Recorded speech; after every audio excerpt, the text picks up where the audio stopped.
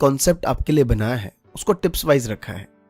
तो सबसे पहले नंबर पे आता है कि आप अपने सिलेबस को प्रॉपरली पहले जान लें कि क्या क्या सिलेबस है, किस चैप्टर से कितना आ रहा है।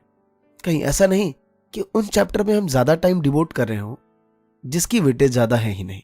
तो ये बहुत ही मेजर पॉइंट है, मुझे ऐसा लगता है। ज्यादा समय भी नहीं लगता और कहीं ना कहीं इसका बेनिफिट बहुत ज्यादा होता है। तो हमेशा आप अपने सिलेबस के बारे में सारी जानकारी पहले रख लीजिए।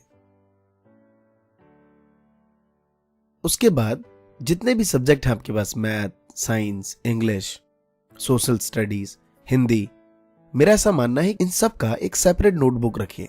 और सिर्फ नोटबुक रखने से काम नहीं चलेगा। मैथ्स में क्या होता है कि जैसे ही नोटबुक भर गया साइड में रख दिया और उसके बाद नई नोटबुक में फिर से फ्रेश स्टार्ट। हमने क्या पढ़ा था पिछली नोटबुक में, मुझे नहीं लगता 80% से ज्यादा स्टूडेंट खोल के देखते हैं। और भाई मैं इतने कॉन्फिडेंस से इसलिए कह रहा हूं कि यार हम भी इस दौर से गुजर चुके हैं। जो नोटबुक आपने भर दी है पहले, उसको भी यार टाइम टू टाइम देखते रहिए, रिवीजन करते रहिए और क्वेश्चन को इस तरीके से लिखिए कि जब आप दोबारा चेक करें तो आपको वो क्वेश्चन वहां पे मिल जाए। तो हमेशा एक सब्जेक्ट का सेपरेट नोटबुक बनाइए और उसको संभाल के रखिए। और दोस्त नेक्स्ट है हाईलाइट इंपॉर्टेंट पॉइंट्स। जब भी आप social studies, science, Hindi, English ऐसी चीजें पढ़ते हैं तो इसमें बहुत सी लाइनें इंपॉर्टेंट होती हैं जो कि आपके क्वेश्चन से रिलेटेड होती हैं। आपको ढूंढना नहीं पड़ेगा। बहुत सी बार आप गाइड का हेल्प लेते हैं, बहुत अच्छी बात है, मुझे नहीं लगता इसमें कोई बुरी बात है। लेकिन जब भी आप बुक पढ़ रहे हो, कोई स्टोरीज पढ़ रहे हो, तो हमेशा इंपॉर्टेंट जितने भी लाइन है उसको हाईलाइट जरूर करिए। उसके लिए एक मार्कर रख लीजिए। जितना इंपॉर्टेंट पेन है उतना ही इंपॉर्टेंट मार्कर भी है। और दोस्त मैं जानता हूं कि यार पढ़ने का मन किसी का नहीं करता और आपने भी कहीं ना कहीं ये चीज अपने दिल के अंदर बांध ली है कि यार पढ़ाई का मन किसका करता है। बहुत सारी चीजें होती हैं इस उम्र में, खेलना, कूदना, दोस्तों से मिलना, नए नए दोस्त बनाना। ये बात सही है, हर चीजों का समय पे सही चीज का होना बहुत जरूरी है। लेकिन एक बात मेरी ध्यान रख लेना कि जो सफर की शुरुआत करते हैं वे मंजिल को भी पा लेते हैं। बस एक बार चलने का हौसला रखना जरूरी है। अच्छे इंसान का तो रास्ते भी इंतजार करते हैं। तो अभी आप जिंदगी के उस पड़ाव पर हैं जो शुरुआत की एक नींव है। तो मुझे ऐसा लगता है कि शुरुआत करिए। और मैंने पहले भी कहा है कि जब तुम सो रहे हो तो उस टाइम कोई ना कोई पढ़ रहा होगा और जिस दिन वो तुमसे मिलेगा वो जीत जाएगा। तो कम से कम इन सब बातों का ध्यान जरूर रखिए। और दोस्तों नेक्स्ट है टाइम टेबल। यार ये बड़ा ही इंपॉर्टेंट है हर एक स्टूडेंट के लिए, क्योंकि भाई हमने बहुत से टाइम टेबल बना दिए। और मैं सच कहता हूं, जब मैं 10th क्लास में था तो मैंने इतने टाइम टेबल बनाए कि यार आज इस बात पे अफसोस है कि काश मैं इतने टाइम टेबल नहीं बनाता तो आज मेरे परसेंटेज कुछ थोड़े और बढ़ जाते। तो टाइम टेबल को जिस तरीके से रखते हैं कि एक स्कूल डे और एक हॉलीडे।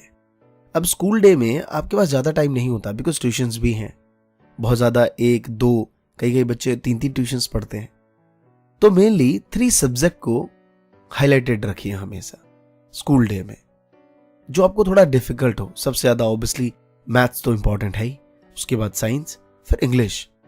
आप इंग्लिश की जगह सोशल स्टडी भी रख सकते हैं, डिपेंड करता है आपके ऊपर। लेकिन 3 सब्जेक्ट को स्कूल डे में जरूर पढ़िए।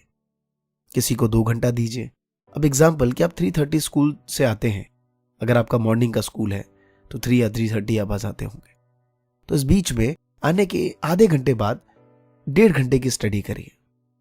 फिर नाइट में ज्यादा लेट तक भी नहीं पढ़ सकते क्योंकि मॉर्निंग में स्कूल जाना है। तो अप्रॉक्स 3 से 4 आवर आप अपने इन 3 सब्जेक्ट को दीजिए। और वीक में 2 डेज ऐसे आएंगे जब हॉलीडे होगा।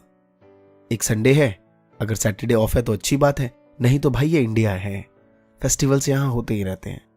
तो उस दिन इन 3 सब्जेक्ट को तो पढ़िए ही पढ़िए, साथ में सोशल स्टडी, हिंदी, संस्कृत या कोई भी आपका एक अपना लैंग्वेज हो। और एक बात और जरूर ध्यान रखिए, जो नेक्स्ट टिप्स ही कह लीजिए कि टेस्ट पेपर। जितने भी अच्छे स्टूडेंट अच्छे मार्क्स लेके आए हैं उन सब ने एक अच्छी चीज करी है, वो है एवरी वीक एक टेस्ट पेपर अपना जरूर रखते हैं। आप 2 भी रख सकते हैं आपके पास टाइम है तो, लेकिन मैथ्स और साइंस का, मैथ्स का तो कंपलसरी रखिए, क्योंकि कहीं ना कहीं मैथ्स एक अच्छी चीज है, कुछ नया करने की चीजें बतलाती है, क्रिएटिव बनाती है आपको। तो टेस्ट पेपर जरूर कंडक्ट करिए। तो एक 2 टाइम टेबल हमने बनाया है, एक है स्कूल डे का और एक आप जब स्कूल नहीं जाते हैं। जिस दिन नहीं जाते हैं उस दिन आपका सेल्फ स्टडी कम से कम 7 आवर्स तो हो।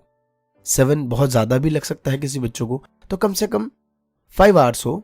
और स्कूल डे में अगर 4 आवर्स ज्यादा हो तो 3 आवर्स, लेकिन ये पढ़िए जरूर। और लास्ट में जो बेस्ट टिप्स है मेरे लिए वो है कंटिन्यूअसली स्टडी। मेरे भाई, इसकी डेफिनेशन बहुत से टीचरों ने अलग अलग दी है, लेकिन मेरा ऐसा मानना है कि कंटिन्यूअसली स्टडी का मतलब सिर्फ इतना है कि जितना ही पढ़िए लेकिन रेगुलर पढ़िए। अब ये हर एक बच्चे के लिए अलग हो सकता है। कोई मेरे ऐसा स्टूडेंट 8 आवर्स पढ़ के भी 60% नहीं ला पाया, तो कोई 4 घंटे पढ़ के 90 ले आता है। तो ये हर स्टूडेंट के ऊपर डिपेंड करता है। अब ये कैसे होता है इसके बारे में कभी और चर्चा करेंगे, लेकिन आज सिर्फ इतना ही कहना चाहूंगा कि अगर आप 4 आवर्स पढ़ सकते हैं तो रेगुलरली जरूर पढ़िए इस चीज को। यह आपके ऊपर डिपेंड करता है। इस चीज की जांच कैसे करेंगे आप? इसका तरीका सिर्फ एक ही है कि लगातार 10 दिन तक देखिए और उसका एक शेड्यूलिंग बनाइए कि आपने 10 दिन कितने कितने आवर्स पढ़े हैं। फिर उसका एवरेज निकालिए कि आप इतने 3.5 या 4 घंटे तो पढ़ ही सकते हैं, और उसको फॉलो करिए। दोस्त किसी ने क्या खूब कहा है कि चलता रहूंगा, चलने में माहिर बन जाऊंगा। या तो मंजिल मिलेगी, नहीं तो अच्छा राही बन जाऊंगा। तो कुछ ना करने से बेटर है कि कुछ करके पछताना। तो कर लीजिए, और साथ में खेलने कूदने का मजा जरूर लेते रहिए। ये भी जीवन का एक पार्ट है, इसे छोड़िए मत। तो दोस्तों, कैसा लगा ये वीडियो आपको? मुझे इंस्टाग्राम पे कमेंट करके जरूर बताइए। धन्यवाद। जय हिंद, जय भारत।